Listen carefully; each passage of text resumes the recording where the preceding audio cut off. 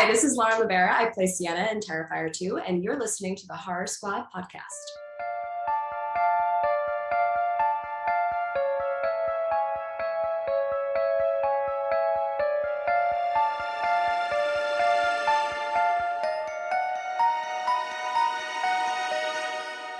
Hello, everyone, and welcome back to the Horror Squad podcast. This is episode number 396, where tonight we will be talking about 2025's Weapons, the highly anticipated follow-up, of course, from Zach Cregger, most famous from Barbarian.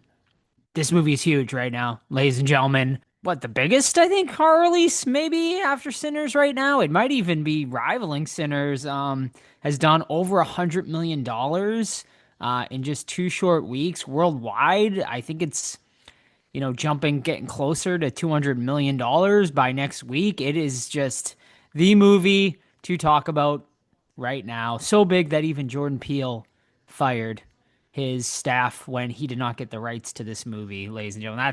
That's how big this movie is. But I'm here, of course, with Steve and Todd. Gentlemen, how's it going? How's your week been? It's good. It's good. Have a little bit of headache today.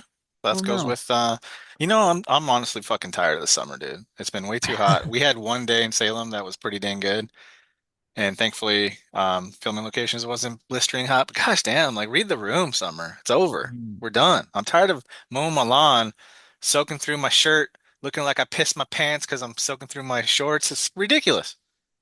See, it's funny here. It's been so hot and without rain that I haven't had to mow my lawn like basically all summer because every lawn is like dead. It's just freaking everyone's yellow. It's like it's crazy this year. It's just I think I in the last month I think I've seen rain twice here. So it's like it's a crazy ass summer. But yeah, I'm Mm. also looking forward to fall. The Halloweeny things are starting to come out. Yeah. Spirits are Yes. starting to open up. Pumpkin flavored or deodorant or whatever is all Pumpkin, starting pumpkin to come everything, dude. out. Yeah, it's definitely the season, and I'm It's looking gonna forward smell to like it. Joe's house all over the fucking world. Yes. Yeah. That's Um, right. Speaking of weather, I almost got struck by lightning, man. Oh shit. Oh, Like it's been raining crazy over here, and then the clouds go away, and the humidity shoots up, and it's 100 degrees. It's fucking ridiculous. But I was sitting on my porch, and it was one of those pop-up thunderstorms, and I don't know how far away was it, but I saw a flash, and then the largest, biggest boom I've ever heard, and then my fucking clothes fluttered. So I'm like, what the fuck? Like I almost get fucking struck by lightning, and I pull up the camera, and it shorted the camera out on the Ring doorbell. So I'm like, I can't even see what the fuck happened. So yeah, uh, when they tell you don't go outside in thunderstorms, don't go out in thunderstorms, people. Don't be like Yes. me. Don't be stupid. Very true. Very true. No, actually, this today. It's like a nice 71 degrees, so it's feeling getting to fall like out here. Although it's going to be like 90, I think it's by end of week. But we have a couple of nice days. Yes, I'm sipping on a pumpkin spice coffee as I record, so I am already into the pumpkin season. Very exciting. Do you think is there a time that's too early for pumpkin? I'm like, oh, do I really want to be drinking pumpkin in August? Because then I'll be sick of it by October. I don't know. I don't do pumpkin spice myself, so No, not pumpkin spice no, guy. Okay. no. I mean, I Uh, like it, but I Basic don't like bitch. seek it. Yeah. yeah. The only pumpkin thing I consume other than scents, which I do all year round because of Joe's apartment. Honestly, we went to that place and we're like, okay, we're buying the exact same scent for our house. But other than that, the only thing I like is pumpkin beer, and I don't even drink it that much because Hmm. I don't drink much. So, but yeah, coffee, not really. Yeah, I don't know, cakes, all that stuff. No, I'm not a big pumpkin fan, but I like just having it around. It's like one of those Mhm. things. I'm just happy it's Hmm. out there. Where do we sit with pumpkin pie? Love it. Love it. Steve Love it. Uh, doesn't like love it. I don't hate it. I don't love it. It's just like kind of middle. Tolerate it. Yeah, like Hmm. If you had tolerated. to pick a slice of pie to have, what should it be? Oh, chocolate pecan. Poontang. Yes. Classic. I had one in Florida last year, and it was like the best pie I've ever had in my life. And Chocolate pecan. Never had chocolate. I have normal. yeah, pecan's But good yeah. too, but chocolate pecan was like on another Okay. fucking level. What about you? Interesting. If I'm going cake or no, I mean pie, the best pie I've ever had was this older lady at my last job. She would cook pies for her favorites, and she made me a pecan pie. Hands down, the best. Like, I don't think she's with us anymore, but fucking amazing pie, dude. Pecan pie. So I'll go with her pecan pie. But if I'm going like regular everyday, whatever, I like the little apple with like the little crust drizzle on the top, not like the Yes. thick slice, but that crunch, whatever that crunch is. That's Mm-hmm. always good. Yes. Fantastic. Yeah. Pie breakdown tonight. Apple pie. Apple pie is, I'm always down for, but also like chocolate cream pie. Oh Very yeah. good as Yeah, I well. do love Hell the cream yes. pies, dude. Who doesn't?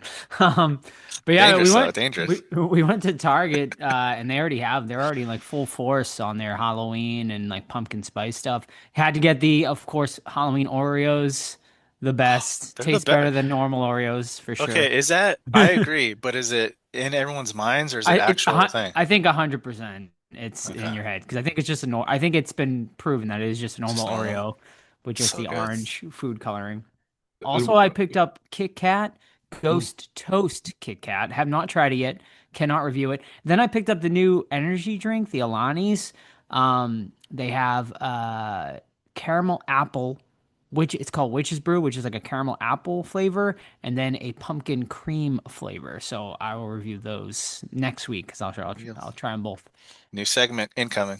I mean, it's the Pumpkin time of energy year. drinks. Just what we see out there is actually interesting, at least to me, to hear all the stuff that's Yeah. cool. Like my Spirit opens this weekend, so I haven't been to it yet, but just Yes, looking forward to seeing what they. I've been waiting. I've been eyeing it. Yeah. Yeah. They have this really cool art bust, but it's like $65, so it's a little pricey now. Price has definitely gone up on stuff. Mhm. Also, shout out, Steve and I did a VR hangout with some of our listeners on Friday, which was a lot of fun. Got to play some mini golf with Cody and Corey, so that was really fun. My headset died during the last round. I definitely would have took Cody for last play. I would have taken him out. I would have come in third for sure because I came in dead last on the first one there. But yeah, if anyone ever wants to play, join our Discord. We always are trying to get VR gaming going on. But also, Steve, speaking of our Discord, we got Movie Club as Yeah. of today, this recording. No, it's not today. Right? Oh, maybe not. Am It's I wrong? actually next All right. week. Yeah, Next week. Okay. Yeah, next Friday. So yeah, we did get the vote in for this month's movie club movie, and the people voted for a movie called Horsehead from 2014. I've never seen it, but it's been on my Sounds watch. interesting. Yeah, it's been on my watch list for a super long time. It Horsehead. seems to be kind of one of those dark psychological drama type movies. I'm not 100% sure. It says it's a sexual Oh, something like, oh my. yeah, it's going to be interesting, I think. So I'm looking forward to seeing that with everybody on I just Discord. Googled Horsehead and now I'm on the FBI watch list. So Yeah. thank you for that. Yeah, it just won out over Dead Dicks. So yeah, it's a Dead Dicks is apparently a movie about a couple, and the guy like keeps dying and his bodies just like accumulate in his apartment. And then there's just a bunch of like bodies in his apartment that's him. It's kind of like Mickey 17, except instead of disposing of the bodies, they actually just keep them around. So yeah, it's that would have been cool too, but maybe I'll watch it on my own time. So Horsehead on Movie Club, so just join our Discord and you'll get the link for that next Friday, which is like the 30th or the 29th. 29th. 29th, yeah, Yeah. 29th. All right. Awesome. Yeah. As far as anything else, went to the Red Sox game over the weekend. They won. So that was fun. And yeah, I think that's it. So that was a long intro. So why don't we start off with the show and spilling a little tea? Let's spill that pumpkin tea. Ooh. Oh, you want the tea? I'm sorry. We don't serve tea. Nope. Instead, you get a cup of Joe. And now here's Joe with the news. Alrighty. Thank you so much, Chuck. And here we go. Our cup of Joe for the week. Let's start off with some sad news, unfortunately, as we have lost a horror legend, icon. I don't, she was an icon for the movie anyway. As we have lost Lorna Raver, who, of course, played Miss Ganoush from Drag Me to Hell. Yeah, she was 81 years young, which honestly I thought she would have been older based on the movie when it came out. But yeah, so rest in peace to her. We actually, you can go back and listen. We reviewed it maybe a couple years ago. So if you want to hear our thoughts on that movie, Steve probably can pull it up fast at some point during this news segment to tell you which episode to check out for that one. But all right, next bit of news here is World War Z is not dead, ladies and gentlemen, as currently there was a meeting with the bigwigs and the execs at Paramount, and one of the head execs from Paramount said that World War Z, the World War Z franchise, is a massive priority for the studio and cited it along with big franchises like Transformers and Star Trek. So World War Z sounds like it's definitely going to happen. I missed the episode actually you guys did on World War Z.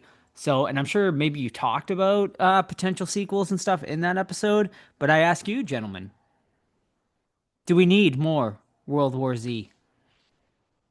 Well, is Brad Pitt going to be in it? Because Jerry with the G kind of solved the crisis in part one. So where are they going with it? Maybe they go with the book because the book's amazing.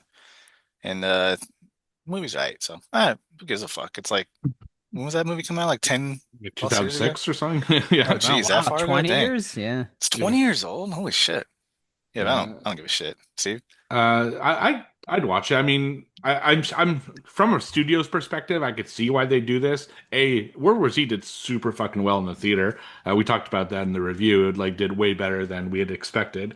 And two, Brad Pitt's really hot right now. Like his movies are just absolutely killing. So I could see Can them you edit thinking, that to just put Brad Pitt's really hot and then put that as the bumper at the end? Sure. Yeah, and it's just I can see why they would think it would make a ton of money, but like you said, unless they reboot it and actually do the book, it's just going to be an original story with that name. I don't think it'll actually have anything to do with the book, if I'm being honest. So we'll see what happens. I would definitely watch it. So I wouldn't say I'm like excited for it, but I'd definitely watch it. And if you want to hear our Drag Me to Hell episode, it's 1, 2, 3, and our World War Z episode was 362. So Cool. Lovely. Dude, World War Z made 540. That's fucking a lot.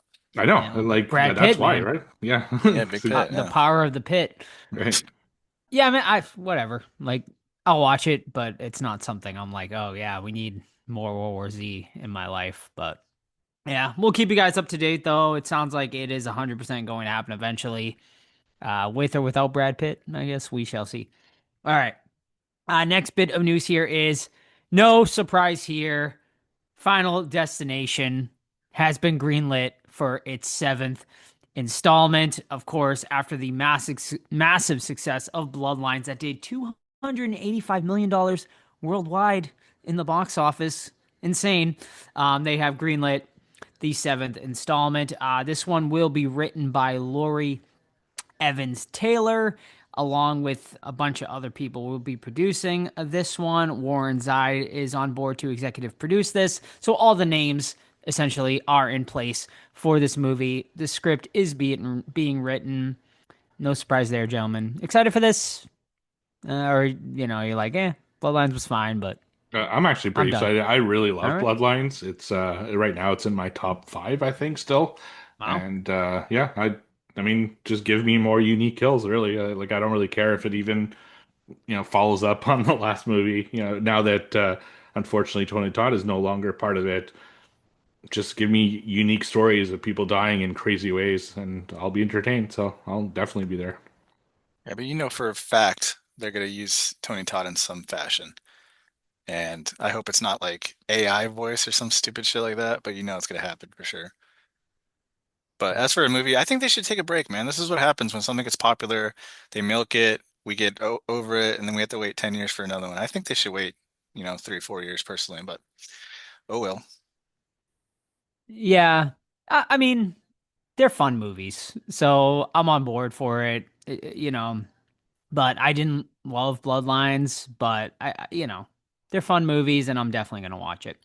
All right, big news out of A Quiet Place franchise, as it has been announced that A Quiet Place Part 3 is coming. Of course, we got the spinoff just last year with, who was it? The dude from Stranger Things and Lupita, right? Yeah, that's right. Nyong'o? Yep. Yeah, which was pretty solid. But now we are going back to the original timeline.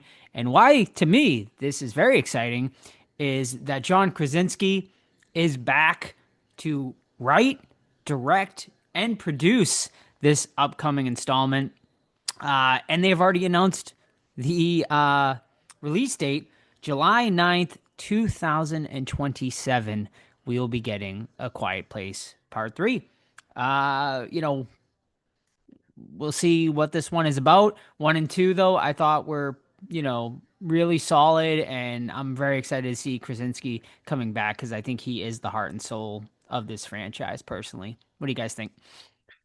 Joe, are you going to be talking about the scary movie news tonight? Because I have a really good joke with scary I, movie in I'm this actually, movie. I saw it and I'm not, but I'll throw it in. I'll throw it in Okay. for you I'm next. not gonna do the joke now because I fucking already I talked it up too much. I think I'm the only one that's like really not in these movies anymore, man. Like the longer I step away from part one and two, the more I dislike them, the more like unrealistic everything is. I know it's aliens, turn your brain off and have fun. But like the whole premise is to be quiet. It's and I'll say it again. The robots are so, I mean, not the robots, the aliens are so fucking loud. How are they not just bumbling over each other, but they pick up a fucking shirt ripping and they go after it? Like it makes zero sense. But hey, they make money. Let's hear them out. Plus, part one and two were the exact same fucking movie, just with different locations. So that's stupid. John Krasinski, will you be guest starring in that new Office spinoff? I don't know. We'll see. Hmm. Yeah, I'm like kind of indifferent on this one. I like all the ones I've seen so far. I'll definitely watch a new one, but I don't know. Maybe it's gonna start getting old, because it is constantly the same thing with the sound and all that stuff. So we'll see. Yeah, we shall see. Yeah, we'll be reviewing it. 2027. We'll be here. Hope, God willing, hopefully. And we'll see. We might maybe after we'll be too busy with cons though and stuff once final episode blows up and everybody is just flooding us with all of the movie deals we will I'll be pay getting. you to ask me for my signature, dude. That's how I'm gonna do it. Alrighty. Well, I wasn't going to talk about this, but Todd just mentioned it, so I'll throw it in here. Of course, Scary Movie we knew was going to be getting a reboot, but we found out that Anna Faris and Regina Hall are going to be back. Of course, basically the heart and soul, of the franchise. The two of them. When I think Scary Movie, I think of those two actresses, for sure. Along, of course, with the Wayans brothers. So yeah, they will be back for this new installment, June 1st of next year. The film will be coming out. What horror movies will they spoof, gentlemen? We'll have to wait and see. Quiet Place, Any 100%. guesses? Someone's Quiet Place? farting. That was my joke. Someone's gonna Oh, fart, Oh, is it and the aliens are gonna go. Midsommar? Like they're gonna do all of the A24 kind of recent Hereditary, like all that kind Like of stuff for her. maybe a Probably goat. get out. Yeah. I'll get out for sure. oh, definitely, yeah. All right. Well, that could be a fun one, maybe to review just for fun. I mean, we've never done a scary movie, have we? Well, So it's on the schedule. It's on the schedule. All right. Well, I It guess. is. Oh Uh, shit! All right. Yeah, one of When my is that? my pick for October is right Okay. now on paper is The Scary Movie. original? The original. Yeah. Oh, very nice. We got Awesome. the Cool. perfect intro for it because we got fucking Officer Doofus as Oh, that's Officer right. Doofus on. So All right, awesome. So, well, stay tuned. October, we will be covering the first Scary Movie, and then we'll probably review the new one next year. So, stay tuned. All right, just a couple more little stories to come in. Eli Roth, busy man lately, and it has been announced. I think we talked about this before. The Hostel TV series is currently still in the works, with Paul Giamatti set to star in this one. They have announced that it is going to be coming now. It is going to be streaming over on Peacock. So when that will come out, I think they are no details as far as that right now. But I mean, Paul Giamatti. I mean, I'm on board, man. That dude is awesome. But I mean, what do you think? Hostel TV series? Yay? Nay? Oh, nay, Nay. nay. Even with Yeah. Giamatti? Yeah, let's go nay. Let's keep with nay. Let's Yeah. do another movie, man. I mean, he is. He's doing a couple, I think, coming Well, Eli Roth doesn't have the best track record lately. up. No, he so, doesn't. I don't know. Yeah. No, I agree. I want him in movie form. I'm tired of TV shows. So yeah, let's do another movie instead. Alrighty. And the final news here is that Gremlins 3 is going forward. Of course, the script has been written and they are currently awaiting approval from Steven Spielberg himself. Zach Galligan will be coming back, of course, to play Billy. And yeah, that's really all the news we have for now as far as that. I'm excited, personally. I love Gremlins, and it's been far, far, far, clearly too long since we've gotten a new Gremlins movie. I even like part two. I haven't seen it in a long time, but I remember loving it as a kid. And Greta, she's my girl, obviously. But yeah, so yeah, we'll see. I mean, I'm very excited for that, and we will give you guys an update. And I have weapons news as well, but I am going to save that to avoid any spoilers for until our review in a little bit. But yeah, that's it for horror news this week. Thank you.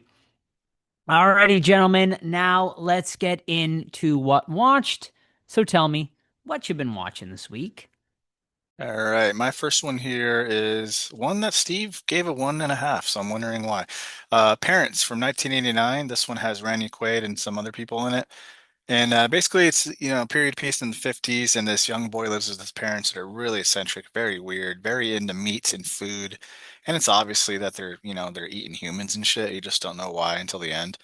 Um, but what I like about this movie, I think Randy Quaid gives a really good performance. He's like genuinely really off-putting and creepy. And I got like the creep vibes from him pretty well. Outside of that though, like I was a little bit let down. You would think with like eating people on the source material or the plot being they eat people and they're fucking really into it, you think there'd be more like blood and guts, but there really isn't. They eat like cadavers and stuff, which is gross by itself. But I still had a good time with it. Like it was something that took me like 3 days to watch and like in spurts here and there on Tubi. But like I said, I thought Randy Quaid was pretty damn good in it, so I gave it a 3 out of 5. Steve hated it though. Yeah, I remember it being boring. It's been a long Yeah, well, time. I watched it in 3 days, so. Yeah, so that's probably I watched it in one shot. It just didn't capture me, especially that I was looking at people eating like kind of streak there for that. I remember I watched Ani Lee's Meat Pies. I watched Hotel Hell and yeah, a bunch of other Motel ones. Hell. Motel Hell, yeah. So that this one just didn't resonate as much for me. So. All right, so my first one this week is a movie that we got as a screener, so thank you very much for that. It's a 2025 film, and it's called Custom. So this is a story about a couple, and they're struggling financially. So they decide to start like an OnlyFans type situation where people can request custom erotic films between the two of them. They specialize a little bit more into like the really kind of kinky stuff like leathers and domination and that kind of stuff. So they're making films for a bunch of people, kind of reading the script and like doing all sorts of shit.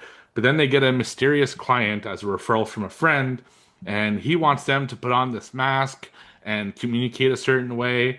And all he wants is basically them to be kind of kneeling in front of each other, do a bunch of like little ritualistic things, and listen to this tape.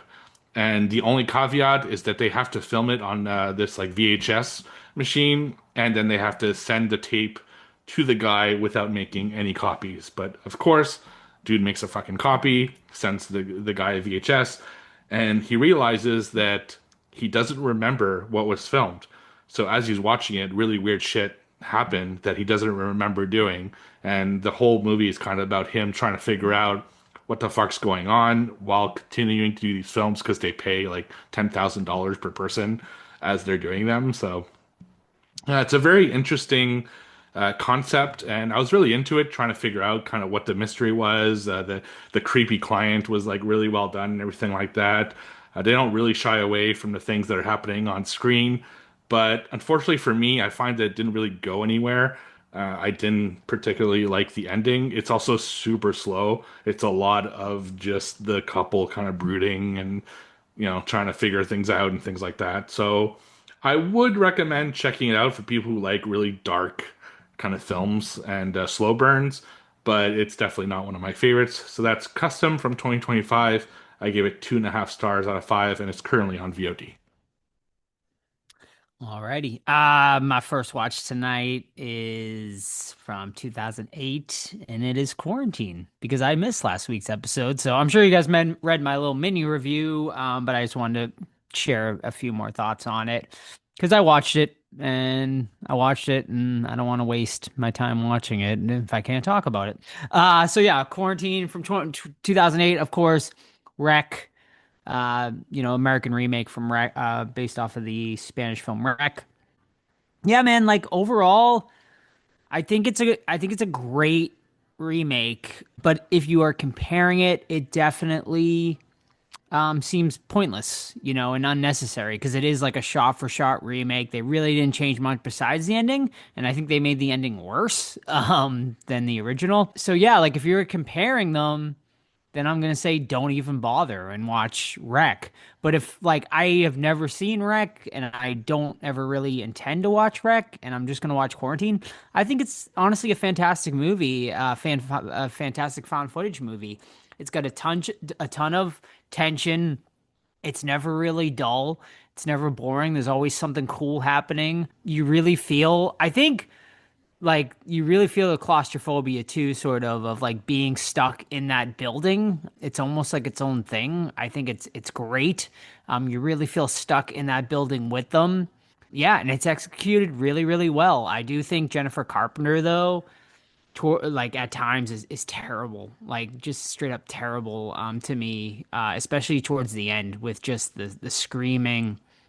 It really comes off to be overacting to me, rather than like just like genuine terror. Like I just and maybe it's feels authentic, but to me it just does not. And that takes me out of it. But overall, like I said, I think it's really good. It's really solid. If it wasn't for Jennifer Carpenter's acting at parts, I probably would be a 4. But she drags it down a little bit for me, and I stick at a 3.5 out of 5 for Quarantine. Yeah, that's what Steve gave it. I gave it a 4. Mhm. So pretty Yeah, close. but I the reason I gave it 3.5 is because I thought Wreck was better, which I gave it 4. Mm. So you didn't see Wreck right before, right? So that I think is why it probably upped it. I agree with Joe. It's like it's great, but if you saw Wreck, it's like it's Same like movie, just it's in a step English. below. It's like a step below. So like, Mhm. yeah. All right, my last one here is 1982's Cat People, which if you've seen the VHS cover for this, you recognize it. Some babe with green eyes, bunch of rainwater dripping down her pouting lip. Turns out Malcolm McDowell and his sister, Irene, have a little family secret. And let's just say that there's been, I'm gonna fucking spoil it, who cares? It's been from 1982. So Malcolm McDowell is a fucking panther, dude. And when he has sex, afterwards he turns into a panther, and the only way to turn back into human is if you kill somebody. So he gets hookers and random women, stuff like that, rails them, kills them, turns them back into a human. One time though, he gets fucking caught, dude, and thrown into a fucking zoo. So he's just like a panther, and his sister comes over there. Sister doesn't know about the panther shit yet, which is really weird because she's a babe and she's like, I don't know, 20 years old, something like that. So she's been, on dates before, and she does explain like, yeah, I've, made out with people and like we've almost had sex and stuff. Okay, you gonna tell me that you didn't turn into a cat this entire time? Of course, this guy that works at the zoo, played by John Hurd, he's like, oh man, I want to get some of that. Hey, do you want a job at the fucking the souvenir stand? She's like, hell yeah, dude. So of course he starts hitting on her constantly. And that O'Toole from It, the adult version is in there. She's a babe, dude. She's a hottie. And of course, John Hurd's like, I gotta get me it. And then they have sex, and she turns into a fucking cat, dude. Um, the ending is fucking hilarious because they, fall in love, they bang, he captures her, and then puts her in the fucking zoo. So she's in the zoo for the rest of her fucking life unless she kills somebody. So that's pretty funny. So Cat People from 82, I give this bad boy a 3.5 out of 5. I don't think it's streaming anywhere. I watched it on tape, but this is probably on like a YouTube, I'd imagine. So yeah, 3.5 Cat People 82. Well, I'm sold. I'm definitely putting this on the watch Yeah, list. it is slow though, so Just warning. That's okay. All right. So my last one this week is a movie that I started watching in Salem, and then I left because I was really tired anyway, but I was like, and it was not great, but you guys told me it gets better. So I watched it, and that's 1997's Campfire Tales, which I watched over on Tubi.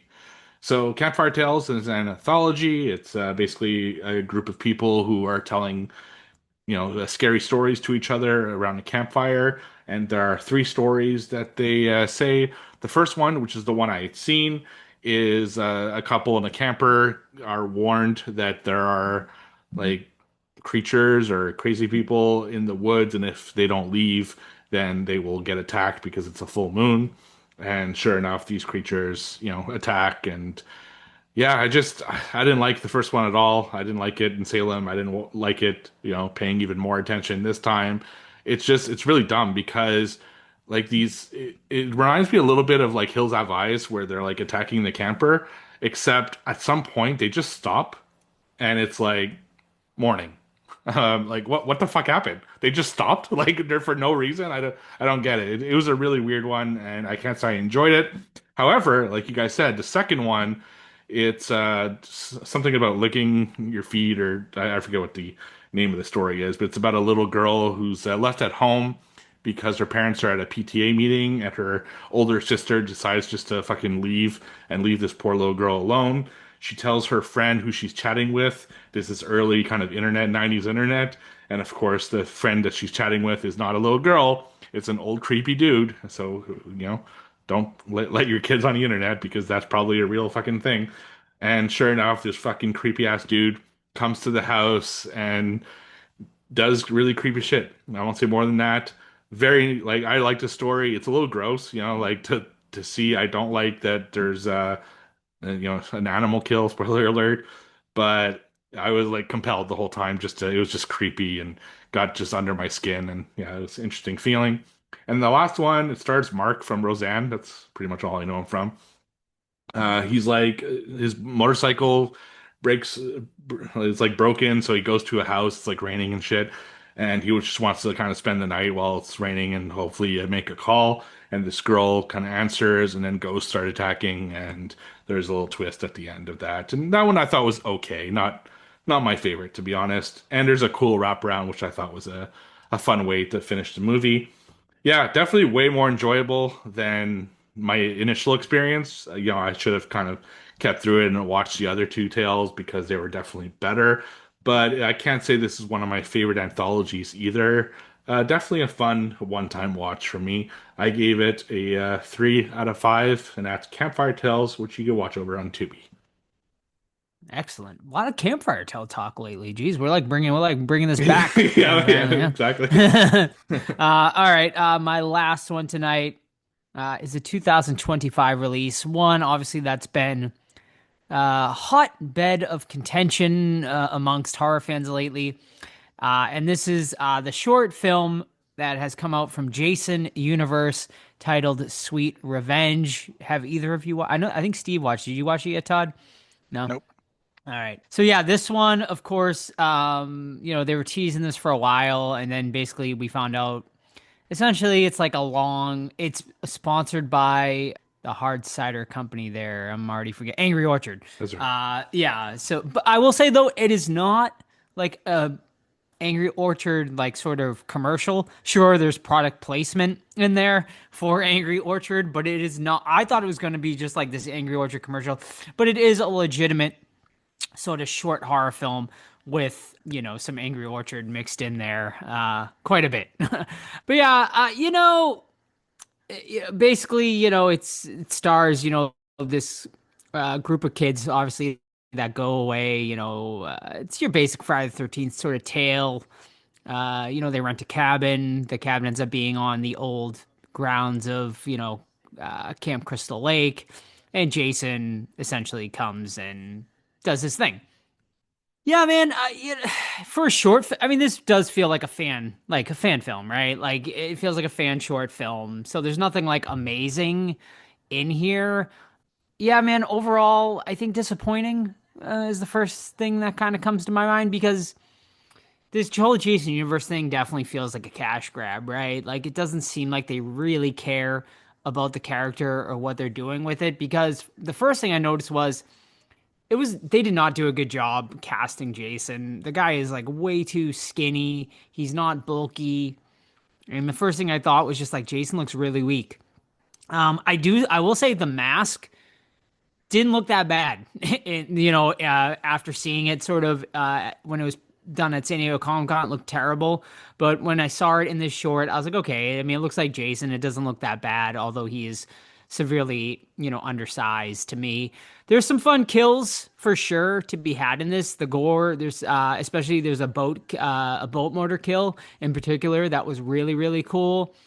I really hated the ending though. I really didn't like where they went with it. So if it's like proof of concept or something like that to try to sell this to the studios to make a new Friday 13th movie, cool. But as the short, I was pretty underwhelmed, and I like already told my friends, like I was like, I wouldn't even waste your time watching it, honestly, because there's really not much to see here.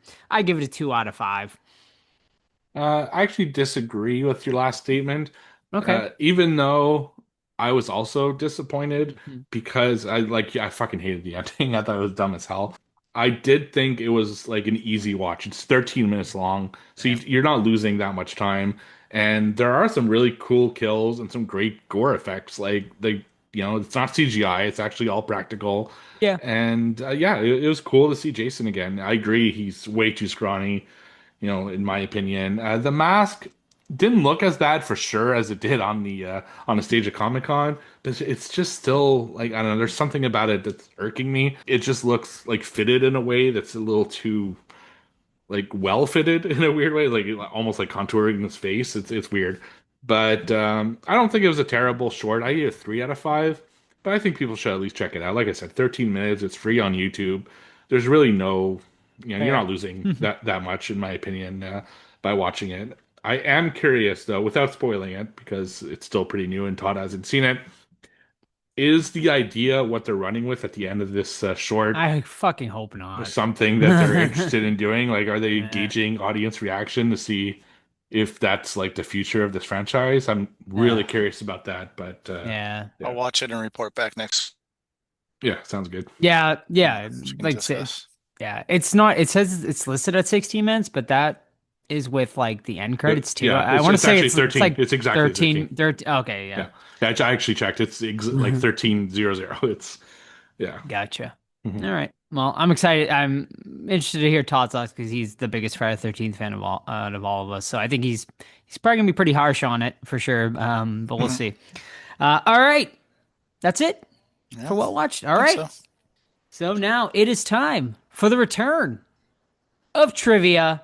It's been a couple weeks, right? So Todd, bust out the books and let us know those scores for trivia. All right. Q3, Stephen leave with 10, myself 7, Joe 5, which is up 1 because one of our happy listeners reported that I got a detail wrong on one of my questions. Joe is actually right, Thank although you. I'd make an argument that Turn It Off is way more famous than Stop It, but that was Yeah. not the question, so I I'm wrong. actually don't care about the point, but I think he had already given him the point. But because really? yeah, I think so, because he Oh, said it really? right the second time. But anyway, it doesn't matter. Oh, Like, well, fuck just- it. I'm not giving him another point then. We can fuck Give me the himself. no, we And don't he- know for sure. So Yeah, no, just leave I'll the give it point. to him. I don't I'll give it to Give me him. the Fine, damn fine, point. fine. 10, Yeah. 7, 5. 10, 7, 5.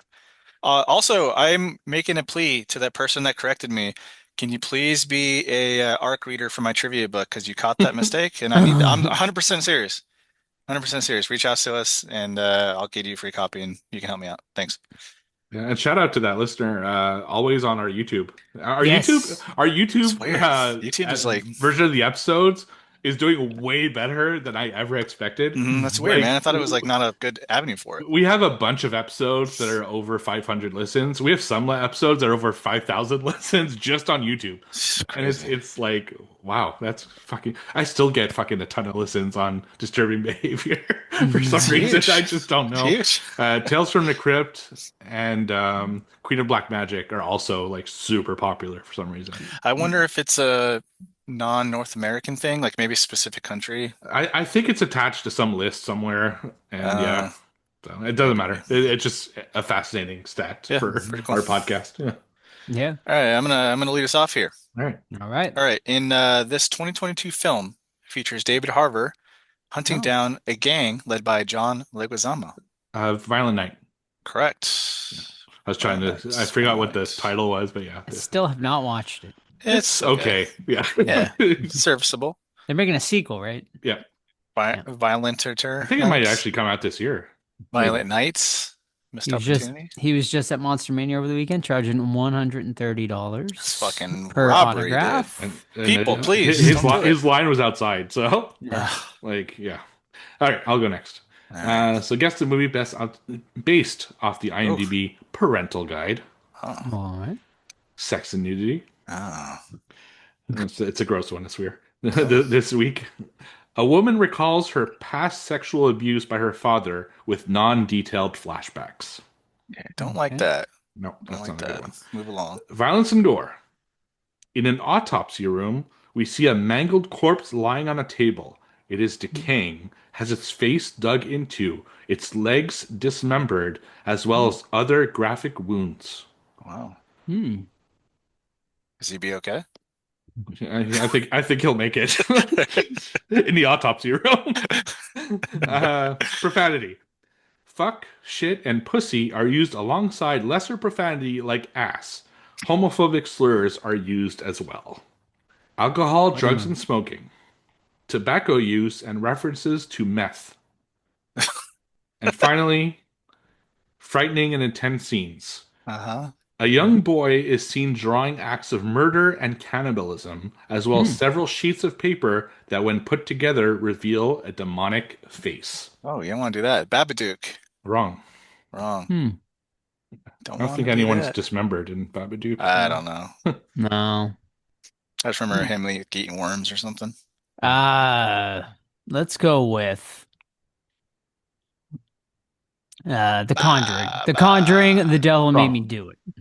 Wrong. I'm pretty sure you've both seen this, and I will say, at least Joe, I think you had it maybe in your top 10 that year. Oh. Top 10. A top 10er. But It sounds is it- familiar. trying to see if we reviewed it. Is it a We did not. pretty recent one, I imagine, then? Yep. I feel like this one we got like a screener for, maybe. Maybe. I don't remember. I have no idea. Joe, any last guesses? Honeydew. Wrong. Honeydew. It was, I think, 2021's Antlers. Yeah, I've never seen it. Antlers. Never seen it. Oh, really? Yeah. Yes, yeah. I've seen It's it. pretty good. It was pretty good. I Yeah. don't think it made my top 10 though, but yeah, it's pretty good. Who was the star in that one? Harry Russell. Carrie Russell. Okay. Yeah. Yeah. I haven't seen it. I don't remember a lot that happened in it, honestly, but I remember liking it. All right. Alrighty. These are my questions from last week. Oh. So I'm just going to roll in with them. Oh, sorry. I hint for my stuff this week. It's all stars people from Weapons. Aunt Gladys was in Antlers. Oh, Let's nice. see. All right. Here's my hint. All questions are From on your book. page page 80 of 207. So Nice. there you All go. right. We're going to need to steal your trivia questions, Todd, for this trivia night we're hosting for Yeah, It's Just a Bunch of Oh, Halloween there you weekend. go. Do they have to be Hocus Pocus related? No. Maybe one category, but yeah, not the Yeah. rest. Interesting. Okay. Well, I'll send it over. Yes. All right. In the movie Late Night with the Devil, Seen it. our young actress who played the character Lily Mm-hmm. claimed that the demon inside of her went by this name. Christ. I'm just gonna go Lucifer. Incorrect. I have no fucking Dr. Satan. Incorrect. idea. I will give you a hint. It starts with Mr. Mr. Howdy. Mr. Not Incorrect. Captain Creeps. Howdy. Mr. Howdy. Incorrect. The correct answer is Mr. Wriggles. Let me see if I have that in the book. Would not have guessed that. F. Mr. I had to Wriggles. rewatch that one. I only saw it the one time. I do not. Mm-hmm. All right, putting in there. All right, let's see here. Oh, I changed pages now. I gotta go randomly. All right. What does Eric, the Swedish soldier, call the infected in 28 years later, 2025? A movie we watched. We did. And reviewed. Quite recently. 20 years Like, later. What does Eric call the what? The Swedish soldier? Yeah, he's Swedish soldier, Eric. Yeah. What does he call the infected? You know, like Yeah, they yeah, call yeah. them walkers. Right. Yeah. What does he call them? Oh Hmm. man. Biters. Negative. It's a good guess. Good guess. I like where you're going with that. Let's go the crazies. Oh, Crazy is incorrect. You like another guess? sure. Go for it. Throw it out there. I don't care. Hmm. It's here's a wild I remember hint. mentioning it. It is a connection, not intentionally, Oh. to Clerks, number 1. To Clerks. Yeah. Christ. I just watched it like a couple months ago. You watched Clerks? Clerks is great. We reviewed Clerks on another nice. podcast. So, I have no Going idea. once, going twice. Would you like to? What? Eggers. Oh, I think so. Robert? No, Berserkers. And then Berserkers. the connection is, would you like to suck my cock, Berserker? Yes. From- Of course. That's love one of the that- best I love scenes that in that fucking Russian guy, dude. Yeah. What's Actually, his name? my Hey, hold co-host on. Scott has a Berserker. shirt of Berserker that That's he got funny. at the real stash, I think. That's hilarious. I love that. All right. Guess the movie by the supporting cast. All Oh. right. Okay. First one, Benedict Wong, Benedict Wong. Ben Wong. which is the connection to weapons. I was gonna say weapons. I'm like, can't be fucking weapons. He's the No fucking principal. way. Mhm. Okay. Second one, Patrick Wilson, No, Mm. seen him. Logan Marshall Green, Mm. Rings a bell. Guy Pearce, Oh. Guy Pearce. Know him. it's a great Idris Elba. cast. The hell Oh. movie is this? Wait, 28 weeks later. Wrong. Damn it. And the- I like your and- guess though. And the last one, Charlize Theron. Charlie shit. Theron. I am What a cast. it is Prometheus. correct. I was Yes. neglecting Fassbender and Rapatch there. Excellent Why do guess, I, though, Joe. I do not remember Patrick Wilson and Prometheus. I don't either. It's been a minute, but Yeah. all right. All right, back to Joseph. Guess the movie based on the Letterboxd reviews. Okay. Never before has a found footage horror film seemed so real to me. I don't know, and I don't care if you've seen this film too, and you're laughing at me because you were able to withstand it better than I was, and write it off just as a film and go about your day. I can't. I know it wasn't real. Obviously, it wasn't real, but it replicated life in such a way that I found more disturbing than most other found footage horror films. Wow. Interesting. Mhm. Okay, number 2. Truly a depraved little movie, and I loved it. Probably the most realistic found footage horror film since the Blair Witch Project. Steve's smiling. What, you got something in your sleeve? I had Blair Witch. Okay. I'm like, is he fact- trolling us with something like so easy? In fact, if there was a debate over which one was more realistic, I'd have a hard time choosing which side I'd be on. Huh. I can say that I ever so slightly prefer Blair Witch, mostly for the supernatural angle, because that's more my bag. But nothing about this movie in particular is pleasant, and really only experienced horror fans should Cannibal even Holocaust. watch it. Incorrect. Damn it. Blew my load. Blew it. And the final. Really felt like this one was just a weird attempt at a fake snuff film with violence for the sake of violence. Also had a Ted Bundy cameo and a 9/11 reference, which was unexpected. Poughkeepsie tapes? Yeah. Poughkeepsie Tapes Fucker. is correct. Yeah, damn it. Fuck. All right. You can see this genre legend, Tom Savini, Oh, Mm. in a very brief role, wearing headphones and being a trash man. Oh, Creep Show. Joseph. Damn, yeah. So it was close though, like a close. microsecond. Was close. very close. All right. Guess the movie by the IMDb Did You Know section. Okay. Starting with trivia. The appearance of Bruce Willis in a minor role is a subtle nod to an old marketing trick often employed by studios. They would contract a big name movie star to appear in their movie for one day for a few frontal shots only, while the rest of the scenes were done with a double filmed from the back. A picture of the big star would then be placed prominently on the movie's poster in order to boost sales. That's funny. Quotes. Try not to shoot yourselves. Don't shoot each other, but especially don't shoot me. Yeah. Goofs. After the characters arrive at the group of zombies on the bridge, in the first shot of them, you can see one of the zombies on the left adjusting a squid pack on his right shoulder. Seconds Love it. later, the squid explodes as he is shot. That's funny. Soundtrack. Oh. Back to the Pod, The Crazies Come Out, written by John Carpenter and Alan Howarth. Wow. And that's all. Zombieland. Wrong.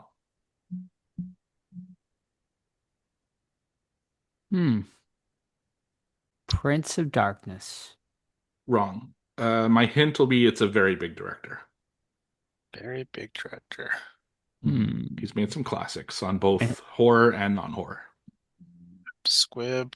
Zombies it- on a bridge. Oh, it's a zombie movie. Okay. World War Z. Oh, no, sorry. Joe needs to guess. It's fine. before I No, guess no, again. no. Go ahead, because I got It's not. It's not World War Z. Joe, you want one last guess? blank. Army of the Dead. Oh, Wrong. Good Ah. guess, though. It was Robert Rodriguez, Planet Terror. Planet Terror. Planet Terror sucks. I like Planet Terror, but it's I haven't does seen Death it. Proof. So This so one, long. yeah. So this one, Josh Brolin was my connection to weapons. Yep. All right, cool. Back to me. Yep. Yes, sir. Last one. Last one. All right. Guess the movie based on the IMDb information. This movie was released in the year 2008 with a PG-13 rating, clocking in at 1 hour and 25 minutes. Categorized as found footage horror, supernatural horror, action, horror, sci-fi, and thriller. All of them. Currently sitting at a 7.0 out of 10. The fourth kind. Incorrect. Damn it. I thought I'd give it an old shot. Currently sitting a Nice. 7.0 out of 10 over on IMDb It's a big score. with a Metascore of 64 out of 100.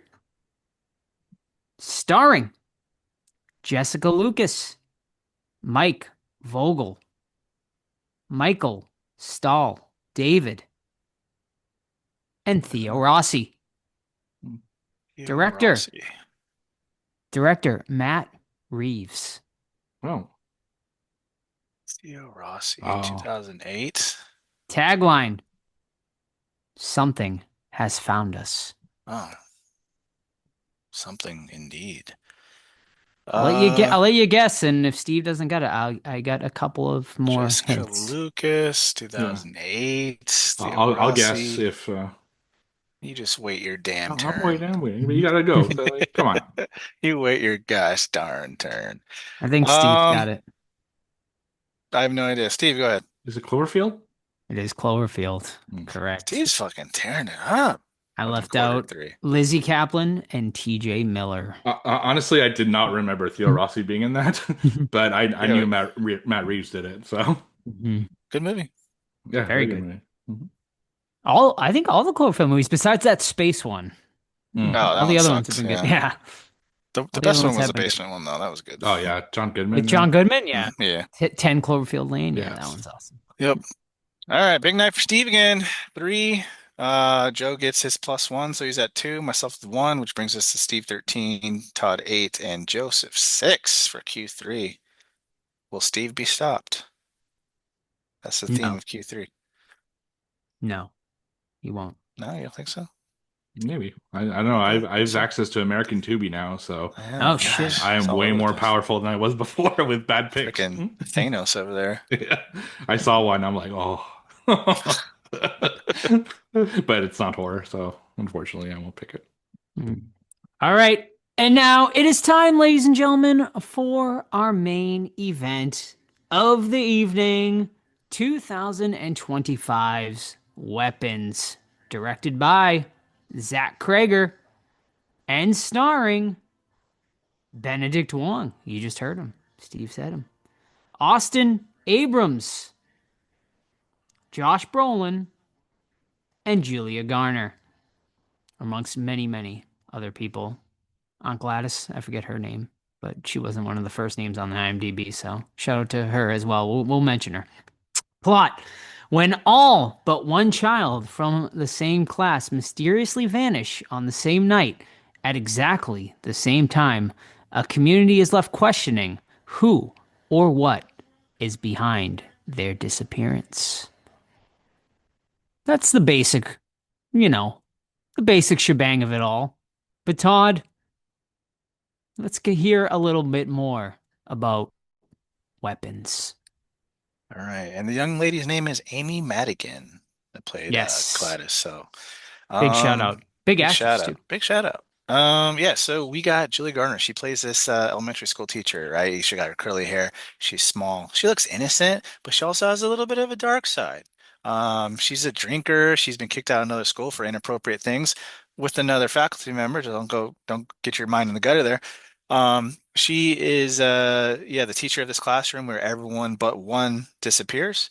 So we follow along as like there's a town meeting at the school saying like, hey, we need to get back to normal. Police are investigating this, and everyone's like, fuck no. Josh Brolin leads the charge. Like, she needs to tell us what's going on. She's a fucking liar. Why is everyone in her class disappeared but fucking Alex? And Alex, his little young little boy there. Um, so we follow a group of characters, right, in different times of the week or whatever, and they all intersect. First, we follow the teacher. We follow Josh Brolin, who's the father of one of the missing boys. We follow Alex, which is the kid that was the only remaining member left in that classroom. We follow a cop that is not Julia's, Justine Gandy, the teacher, her on and off again boyfriend, played by young Han Solo, and I think that's it. Follow along wise, and then we just follow them as like one. The teacher's like trying to deal with like her not being a piece of shit. The cop doing some stuff. Josh Brolin doing the investigation, taking the investigation in his own hands, and trying to figure out why these kids left, where they're at, and who was to blame for it. Pretty much went in blind with this one outside of seeing like maybe a minute of the original trailer. Obviously, I love Barbarians on my top 10 when it came out, and this one, man, I was really into it. There are some things in there that I'm going to ask you guys why they were included because it didn't seem to fit all that much. But overall, I thought the villain was excellent.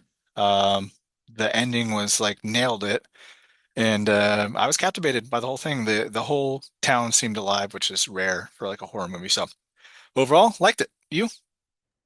Yeah, I think the marketing for this was really great. They kept it pretty mysterious and whatnot, and I was very, very intrigued going into it. I really did not know what to expect either, like at all. I think I saw the one trailer, and that was about it. And I think they did a really good job of really keeping it mysterious, even in the trailers and whatnot. The first thing, well, we'll get into it more, but it was not what I expected at all, but that's not a bad thing either. It really like shocked me like where this movie went and stuff like that, but I was all for it. I ended up loving it. Yeah, and it's honestly one of my favorites of the year, no doubt. And I can't honestly wait. There's so much to get into this movie. There's so many layers. The way it was told was really fascinating. And for a movie that's over 2 hours, I was never bored. Like, I do think some of the storylines were more interesting than the other, but yeah, man, I think they spent their time pretty damn well. And yeah, man, I agree, Todd. There is some stuff that I'm like, huh, I wonder why that was included. And I don't even know if we fully got explanations, but I also appreciate that the movie wasn't force fed and kind of left stuff to interpretation as well. I think that was I like that he let the movie breathe, left it open to breathe a little bit too, rather than forcing certain things as well. But yeah, overall, loved it. Yeah, same thing for me. Absolutely love this one. It was such a unique, cool like take on like missing children and mystery in a town. And like you said, Todd, the town really felt alive. Like I believe that these people lived in this town. The performances were fantastic all around. We reviewed Wolfman. It was like one of the first ones we reviewed this year. And Julie Garner's an amazing actress, but I didn't feel she fit in that movie, but she fucking fit in this one. Like this played to her strengths, and it really showed because she was awesome. And I just like I was really into the mystery and finding out what's going on and the way that they peel those layers by showing each of the different characters like point of views was fascinating and really, really well done. I do have a few issues with it. Also, some questions, like you guys said. Mainly, the structure, although I think was unique and really cool, didn't always work for me, and I'll explain why a little bit later. And I thought it was a little too long, just a little bit too long. Like I was starting to get a little bored at certain points, but then it would come at you with some fucking crazy ass scene, which by the way, this movie is like genuinely scary. Like there are several scenes in this movie that I would consider putting for my scariest moment of the year for the award we do at the end of the year. And it was also like shocking at times and in a good way. I adore this movie. All right, rate it. All right, what's your first questions? I mean, we follow along with the teacher and we kind of follow with her life. She's lives alone and seems to be well liked by the kids and but now she's like kind of ostracized. As a teacher, would you fucking leave town or would that make you look even more guilty? I'd leave town. Like, fuck, Yeah. even if you aren't guilty, right? Like, I certainly wouldn't fucking teach there anymore. You know what I mean? It's like, it's Right. crazy that she actually still goes there. I mean, just fucking move on. She's not like, honestly, she has much that's keeping her there. She doesn't have a steady boyfriend there. She doesn't have family there. She doesn't have a kid there. Like, there's really no reason to stay, in my opinion. Sure. Maybe just to kind of show people or try to convince people, or maybe she really did want to solve this mystery. Like deep Yeah. down, she's like, until we find some kind of answer for these kids, I'm not going to leave them because she did feel that strongly for these kids. Yeah, like I could see being so torn. And I a million percent agree with you, Steve, that Julia Garner was so good in this, and we talked about her in Wolf. Like Wolfman was just such a different performance. Like I just felt like she was just really not good in that movie, but man, she was so fucking good in this that I'm just like, dang, like she really is just a fantastic actress, and she was also great in Apartment 7A. For those of you who maybe hadn't seen that either, she really elevated that movie as well. Um, but yeah, man, I could see both ways, right? Like I agree with Steve. Like yeah, like she like really got close with these kids, and we hear like that's like another thing. It's not something that is like thrown at you, but it's like, oh, like she was like driving these kids home from school because they didn't have a ride, and like you hear sort of these little things, and even like they don't even go into it, but like that she like was like drinking on the job or something at her other teaching job, or she got in trouble like at her other teaching job, she was fired but went over there and stuff like that. But that's like these little sort of tidbits they throw in about these characters that develop them without developing them, which you get like throughout this entire movie, which I really, really appreciated. But yeah, man, it seemed like she actually genuinely cared about these kids. And was trying to solve this mystery. Clearly, like, she's like kind of stalking the boy at one point. Not in a creepy way, but she's like just trying to figure out like sort of what's going on. So I think that she definitely was trying to figure out, obviously this mystery. So that's why she didn't leave town, despite her basically being harassed with the parents. I mean, I'm sure Todd, you would feel like if your kid went missing, like that teacher had something to do with it, especially with like an entire group, the entire classroom disappears besides one kid. I'm not sure I would. You don't think so? No, just basing it off how kids are now and like the meme culture we live in and them all obsessing over YouTubers and shit. I would be first thing I would go to like what fucking YouTuber said to, leave your house at 2:17 a.m. But then Mhm. again, it is elementary school and they're not really that much into that culture yet. But I mean, these are third graders and everything. Um, but yeah, she definitely doesn't help her cause, man. Like y- she small town and she's like seen by everybody and she gets drunk and goes to bars. And not that that's a bad thing to do. You're an adult, you can do that. But when you're kind of almost suspect number one, even though she was cleared by the incompetent police, because you think if 30 kids or whatever it was, 20 kids that go missing, you go house to house and search every fucker's house, right? Especially if they Yeah. all like, because that's when Josh Brolin does his investigation, he looks at the ring camera. He's like, okay, he runs, let's call it north. And then he looks at Justin Long, who came out of nowhere, right? His kid, and he ran south, and he does a little convergence line. You don't think the fucking detectives would have it in their minds to do that, but they're You would fucking think. dumb. So like basic police work is non-existent in this universe, which you gotta let go because this is like an obvious thing to search. Where did these kids go? Like, where is the common line that they all Mhm. ran towards? And if it was that house, you search that fucking house, which they didn't. But we wouldn't have a movie, right? Well, But they do still. search the house, right? You see him search that house. Like Oh, she, she tells everyone to fuck off, right? yeah, like she, Yeah, like, yeah, well, we'll get into it, but yeah, she does. They do search that house and she kind of is you're able right. to You're get them to, absolutely right. You're yeah. absolutely right. Yeah. Hmm. And also, Uh, spoiler alert, when we see those kids run to that house, when they're doing a flashback, they like they go down a street and then do a turn.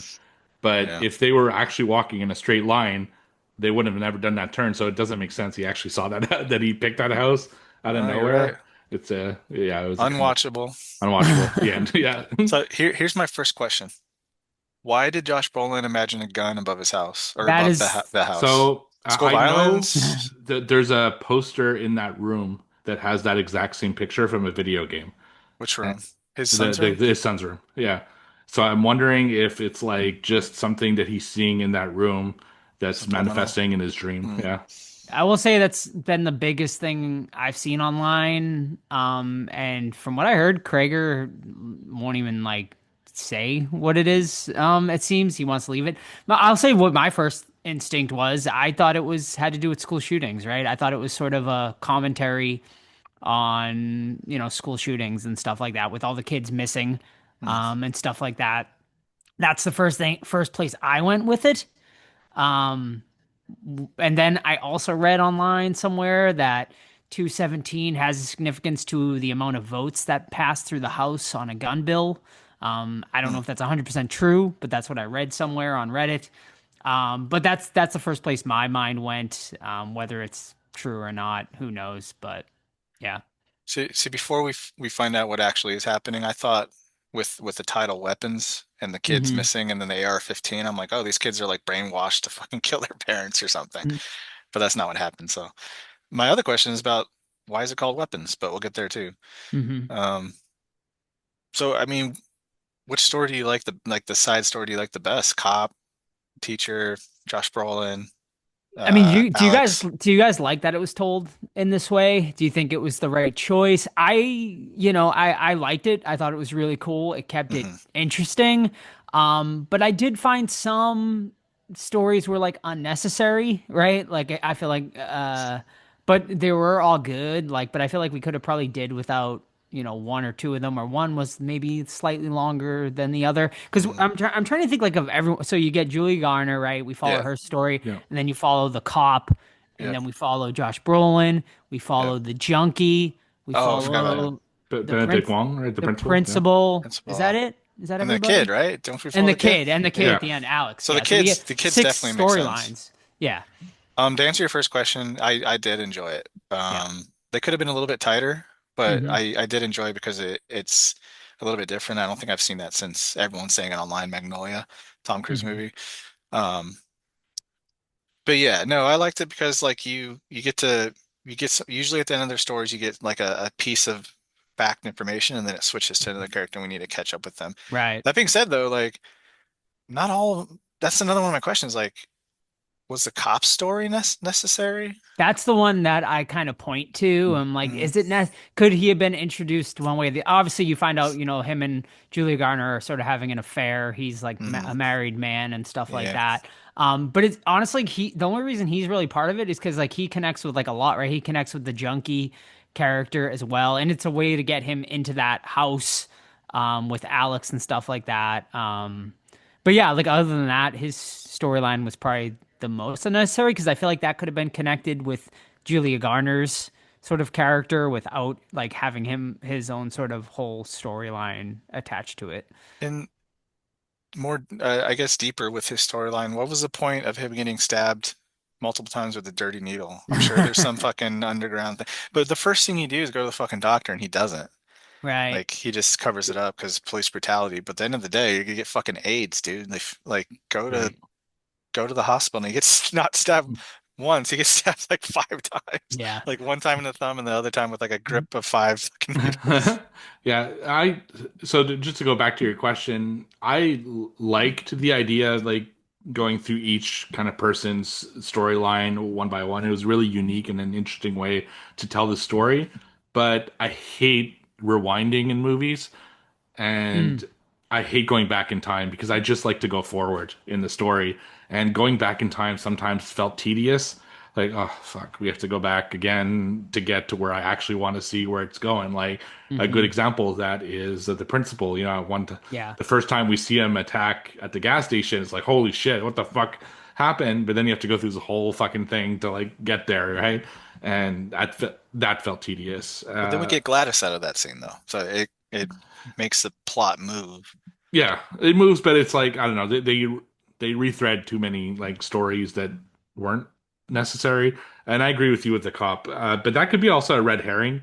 Like they're just introducing to everyone in the town, and even Right. though he does play a little part in it, I think they want you to not know kind of what is really going on until really you get to the kid Alex, and Right. then figure out with everything with Gladys. So Hmm.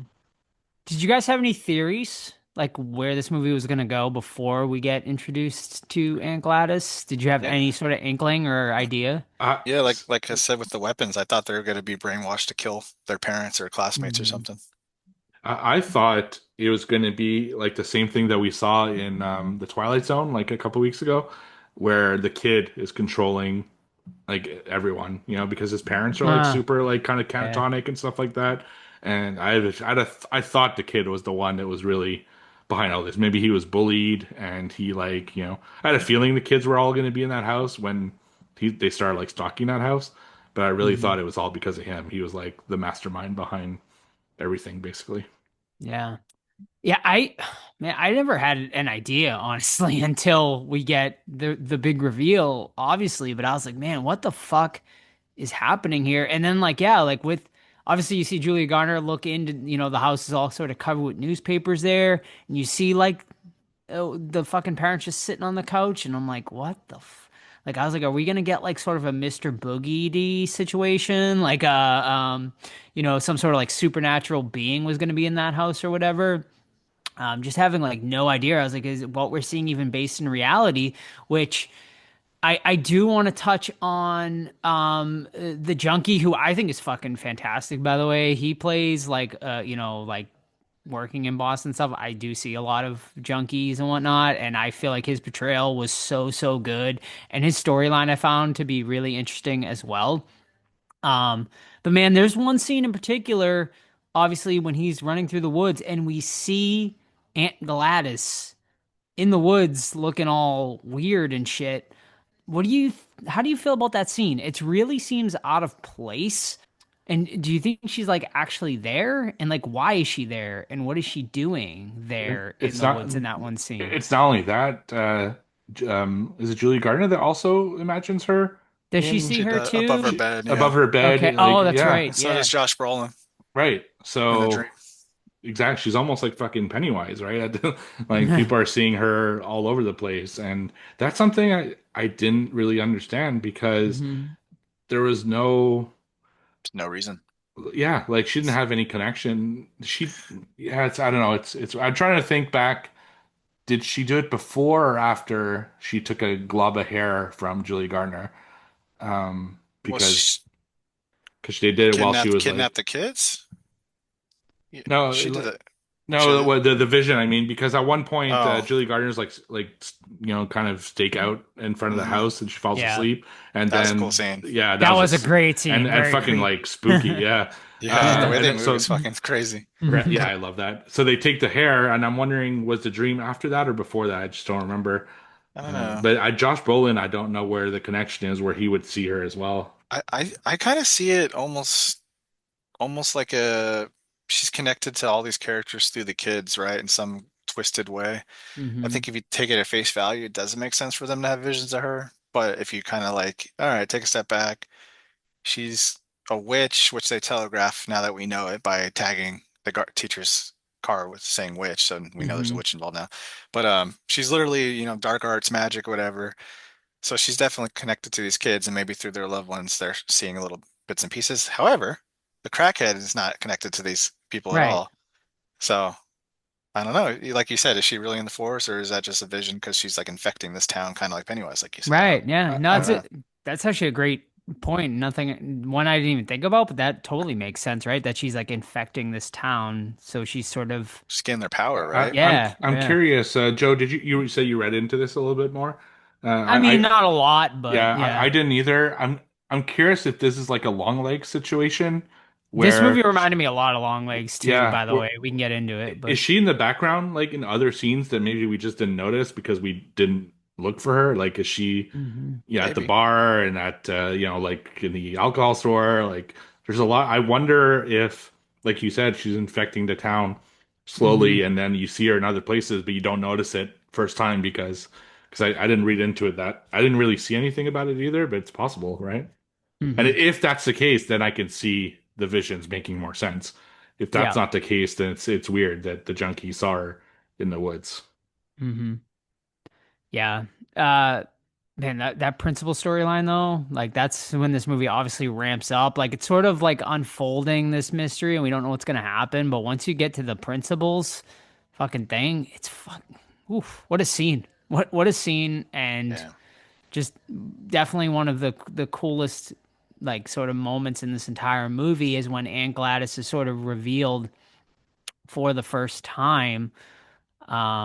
And we still don't even know truly what the fuck is happening. You know, she goes in and does that sort of weird ass spell or whatever, but we still don't even know like who she is, right? Or what she's even, how she's even truly connected yet. Until it's revealed, with Alex's story. But that fucking scene, man, is so, so good with the principal. Yeah, someone behind me left the theater after that guy got his head beat in and never Oh, came yeah. back. He's like, Wow. I'll be outside. Like, damn, bro. Yeah, great scene. Gladys, uh, she's a fucking great character, man. She is Yeah. so creepy, so off-putting, so just wrong sounding and feeling and looking. Yeah, and when she comes in there nonchalantly and does her fucking little spell, is like, can I have a bowl of water? And they're like, yeah. And then he cuts the dude's hair and everyone's like, what the fuck? And then yeah, it's just escalates, man. It's a she really good put scene. I mean, and credit to Amy Madigan, is that what you said her name is? I believe so. She, man, she plays her so well of being like, okay, she's like a old lady who's kind of eclectic, where you could be like, okay, like she's weird, but she seems well intentioned, that like you would be like, she's just a weird old lady. But then also like fucking just pure evil underneath all that too. Oh yeah, she's an evil bitch, dude. Like Yeah. she's taking these kids to steal their energy, essentially, or their soul to heal her. We don't really get too much of an explanation, but I think Right. that's what we believe because she tells Alex that like I something like where she thought his parents would heal her, but they Right. didn't. So she gets a fuck ton of kids. Um, Honestly, I feel really bad for Alex throughout this whole fucking movie, man. Poor kid. Hmm. Like his parents are loving and now they're catatonic and he's forced to feed them fucking soup to keep them alive and their aunt is a fucking bitch and I feel awful for him, man.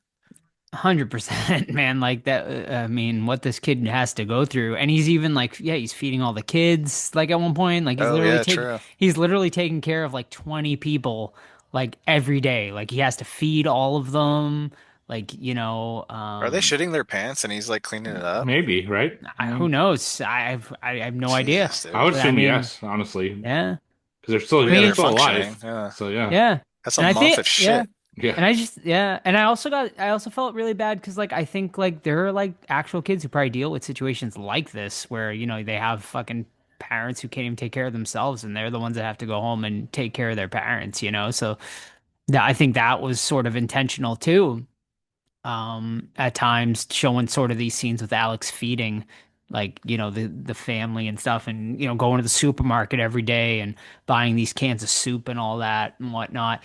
um but yeah, man, like I have a lot of questions about Gladys because we aren't really, first of all, like why would like they don't even know who this woman is, but they like take her into the house like just because thought they that's the did. right thing to do. Well, it's like the They're aunt, but they said family, they dear. haven't seen her in like 15 or 20 years. And Yeah, she's like, but well, my mom. the dad obviously knows that it's like she's related. So Yeah, but it's even like the wife, I don't think had seen her in like all this time. And they're like, right. why are we even He doing? says I mean, something. He says whatever. something in Right. passing, like, "We got to do it. It's family." Right. It's family, blah, blah, blah. But I guess my question about Gladys is, do you think she's been a witch her entire life? Or do you think she got sick and she takes up witchcraft to try to save like her life at that point? Like I have several questions like I regarding her because if she's a 200-year-old witch or whatever, or she's been a like They say that 200 years. no, I'm just like Oh, okay. assume she could be, right? I mean, we don't fucking know, right? But I mean, I don't know. Like I question whether she took up like I kind of think maybe she took up witchcraft later in life when she found out she like had cancer. I don't know if she has cancer, but it seems like she maybe got cancer and is like severely sick. But or is she a 200-year-old witch that needs to feed off these energies and that's why she comes to live with them, but couldn't she do that other ways? Like Anywhere. it's not fully explained, right? So like I just guess what's your theory? I'm guessing that she's been at it for a while and she's been living her life and taking like random people, but now she needs something a little bit more concrete, bigger connection, and that's where I'm taking it. Yeah, 'cause she's pretty good at her damn spell, right? Yeah, I kind of think that she's basically like Rapunzel's mother, where she's just like constantly trying to stay alive by, Even though yeah, she looks and like a fucking younger. scarecrow. Yeah, exactly. As far as her being 200 or whatever, I've seen that theory, but I don't know about that. I think she's just old, but not that old, but possibly. But I know this is coming, and spoiler alert, Oh but shit. uh, the whole prequel thing that they want to do apparently Oh, Right. about Aunt Yes. Gladys, I kind of like not knowing. It's kind of Mhm. like I like that she's mysterious and that we don't know too much about her past because it just makes it creepier, in my Yeah. opinion. So agreed. as much as I fucking love this movie, I don't know if we need another one. Agreed, man. Barbarian guy and Gladys crossover, the younger years. No, Maybe. I leave it alone, man. I agreed. Like this movie was perfect as it was. And as interested as I am to know about Aunt Glass's backstory, I really don't think it's necessary at all. Like she's a witch Yeah. and that's it. Like what more do you really need to know? And I think it makes it better. Like certain movies, I think it's better not to know the backstory because you can come up with your own sort of theories and conclusions and it's like how it's like a choose your own adventure, and I think it Mhm. makes it more fun rather than just having it spelled out for you. But obviously, you knew with this massive success this movie's doing that they're gonna, do something with it. Well, so will I watch it? Of course, Mhm. because Aunt Glass is such a fascinating character. But I agree. Like I think they could have did without it, but it's not shocking that So they is are that going in that greenlit or is that direction. just a idea? It sounds like it's green. Well, Okay. it's not greenlit, but it sounds like it's in extreme talks right now Hmm. regarding Well, it. given how much money this made, I'm sure it's in Yeah. talks I right mean, now. Krager said that he has so many ideas for Well, this whole universe that he did want to make a universe. So sequel. Yeah. everything's got Um, to have a fucking universe now. right. I I'm mean, just kidding. I guess you could go back and see like what did she do before this, right? What town did she, infiltrate before this or whatever, or what was she doing, to continue on sort of her youth, or maybe we'll find out, okay, she took up witchcraft when she started getting sick, and what was she doing before this, I guess. I mean, it could be interesting, right? But, you know, this movie's about damn near perfect, so it's like, you know, I, I I'd why rather touch it? I'd rather Kreger just get, hey man, you made us two hits. Here's some more money. Make Yeah, another original film. right. But hey, if Un- he's got ideas, I mean, he's a filmmaker, obviously, and we love both of his movies, so yeah. let's- I'm for it. Plus Gladys, man, gosh damn, amazing fucking character. Mm-hmm. Uh, yeah, I do want to. There's a couple things I want to touch on. First is like, obviously, I think the comparisons to Long Legs, which I Hmm. think is pretty damn fair because they're both very similar. Where fucking all of a sudden like this fucking crazy ass storyline comes in that's introduced in a movie that's fairly serious that sort of comes out of nowhere. I personally think they did it better here than they did with Long Oh Legs. yeah. Oh yeah, I wasn't big on log legs to begin with, so this one was far superior to it in every way, pretty much. Hmm. And then we might as well get into the ending, right? Hmm. How did you feel about the crazy ass tonal shift this movie takes? There's comedy mixed in here, right? Yeah. Which is normal for any horror movie. There's always going to be sort of little comedic moments at times with jokes and stuff like that. But this movie goes fucking full fledged like barbarian mode at the Slapstick. end. Yeah, like straight up just like a slapstick ending with fucking Aunt Gladys being chased by the kids. And So I kind of loved it personally. Like I was all for it. yeah, just to backtrack slightly, um, the Josh Brolin when he has a dream and he wakes up and goes, "What the fuck?" Yeah, Like that was that funny. was really good because he was like us, the audience, right? Saying Hmm. what we were all thinking. That was a big hit in the theater. Shout out to my theater too. Great crowd, and it seems that slowly, at least for me, I know Steve has a story maybe next week.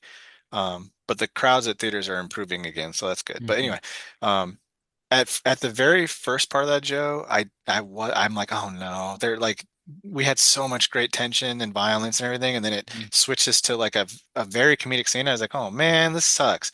But then it went right back for me. Like when the Hmm. kids caught her, I'm like, okay, I get it. I This Yeah. is fucking cool. So yeah, overall, gosh, man, they fucked her up. So, and then they're just standing there all fucking bloody and shit. It's fucking legit. Yeah, I fucking loved this ending. It was so entertaining and I was so into it. And it didn't disappoint once they did catch her. They just absolutely fucking mangled her. Hmm. And yeah, I was smiling just ear to ear in that scene. And the whole kind of like ending sequence, it was such a tonal shift because I found when the parents were trying to attack Alex in the bathroom, just seeing the way their eyes were like going through the door, almost like The Shining, Yeah, The was Shining for super sure. freaky. Like just yeah, the look of and how relentless these creatures are when they're possessed to try to like attack someone was awesome. And then to see all the kids just fucking going to town on Gladys was yeah, it was fascinating and the perfect way to end this movie. Which the ending can ruin the whole fucking movie. So Yeah. I'm glad in this case it didn't. Hmm. How do you I guys feel can. about the? Oh, go I, ahead, Steve. I'm just Joe. saying. I could see why people would hate it personally. Like I could see why people. I like when it coming out of theater. I was like, I could totally see why people would not like this movie. And fair. Because that ending does take such a weird ass tonal shift. That people and a lot of people don't like comedy in their horror, right? But I feel like it was done. Like you want to see Gladys get her comeuppance, right? Like you want to Hmm. see her get destroyed, and she does.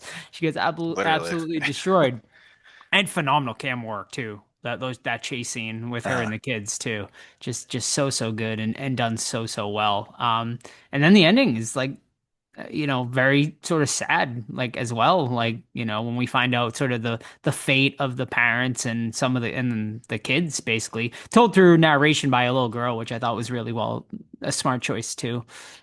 so yeah, that's the only thing I'm not too high on is the narration at the ending, and I know Hmm. Kreger had to add that, and his original ending was to leave it just they kill her at the end Yeah. and not know what happens to the people. Maybe I don't like it because it's just such a fucking downer. There really isn't a happy ending. Yeah, like they're Right. alive, but they're fucking catatonic. Yeah.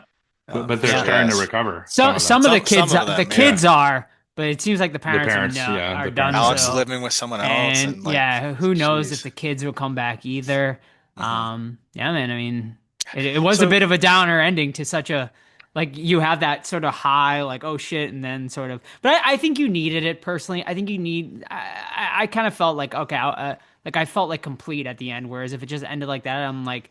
It would be like, well, what the fuck happens like mhm, after that? Which I guess would be okay because then we could debate what happens. right. But I didn't mind the narration. I thought it was a good way to sort of put a fucking cap on it. Yeah, but true to trauma, like if you're going back to the school shooting analogy, Yep. some kids will recover, Yeah. and some just won't. They're Good point. gonna Yeah. True.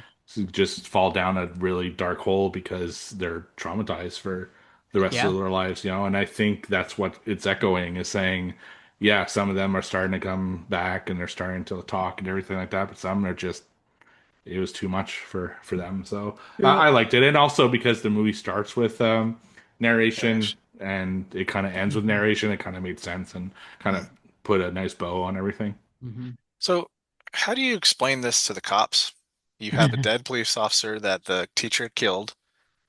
He- Like, I does would she go to say jail after this for murder? What do you who? think? The teacher, because she kills the cop Oh, in the house.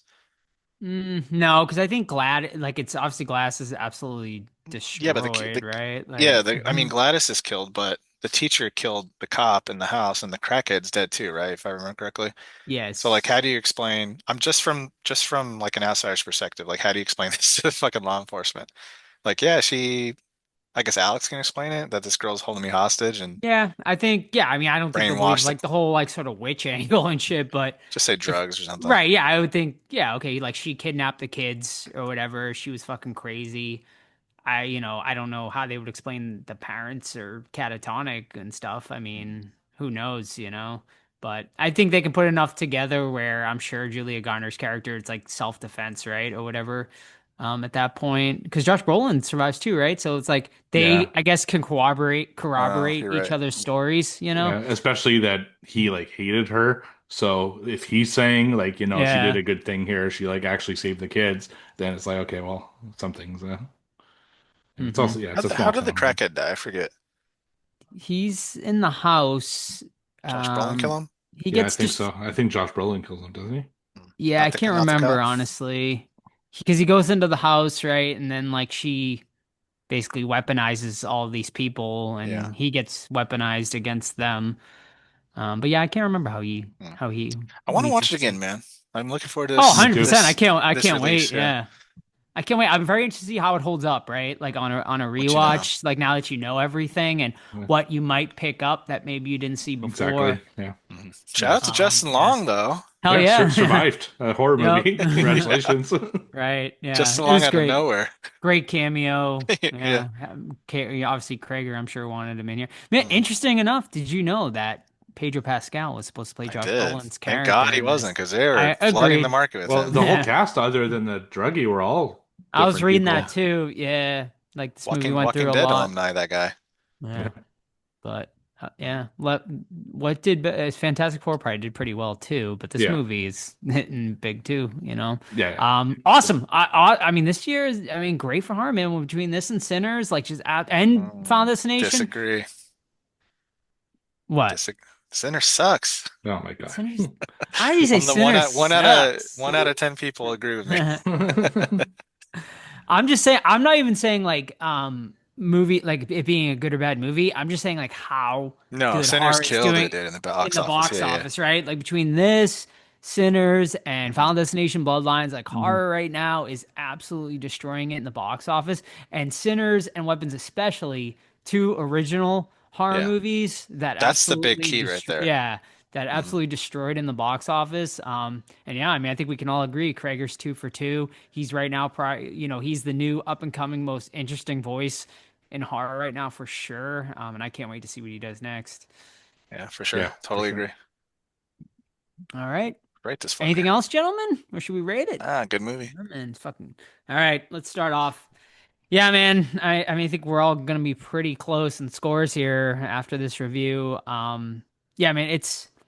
I think it's a step up from Barbarian, and I loved Barbarian, but I think this is just a great script, a great story. Aunt Gladys, an amazing character. Yeah, man, I was blown away. I was not expecting a witch movie at all coming out of this, and I love my witch movies. So when it went that angle, I was like, all right, yeah, I'm into this art now. And I was already into it, and yeah, I mean, it's a damn near perfect horror movie, honestly. Just a few, nitpicks, honestly, but nothing crazy, man. I think it's easily one of the best horror movies of the year. Yeah, I mean, 4.5 out of 5, and honestly, Sinners has gone down slightly. I gotta rewatch it for me. But this is like neck and neck right now for me between this and Sinners is my number one of the year. Yeah, the difference between this movie and Sinners for me is Sinners did the same thing over and over again, where this movie, like, it repeated the story structure, but from a different perspective, so it's slightly different every time. Um, Yeah, and I think Zach is one of the best horror directors out there right now. I'm so excited for what he does next, whether it's a sequel, prequel to this, or something original. Hopefully, something original. But yeah, I love the characters. The town was fucking great, and that villain, boy, oh, she was gross. She was grody. She was fantastic. So 4.5 out of 5 for me.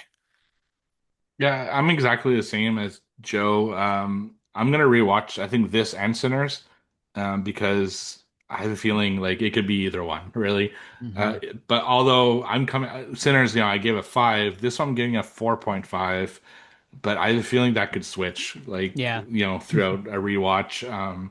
The only issues I had with this one is that retreading like storylines because of the different perspectives, so you're seeing the same thing a lot.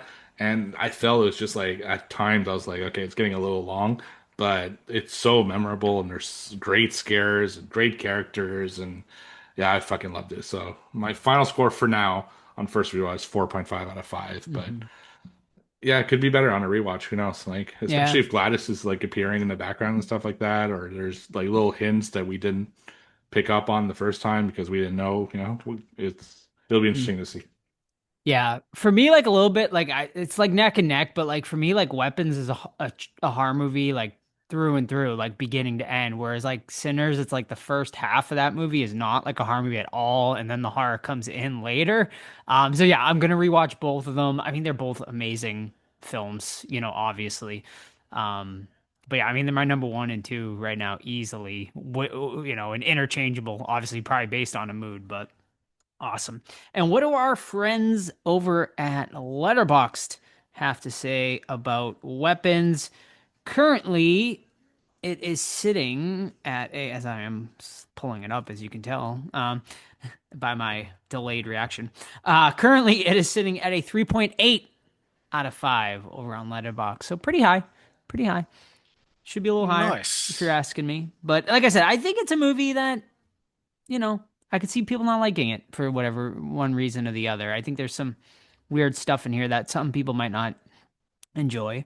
Are they fools? In my opinion, yes, I think. But no, I'm just kidding. Like what you like what you don't like. But yeah, so that is, yeah, a resounding 4.5 out of 5 from all three of us on Weapons. Excellent. All right.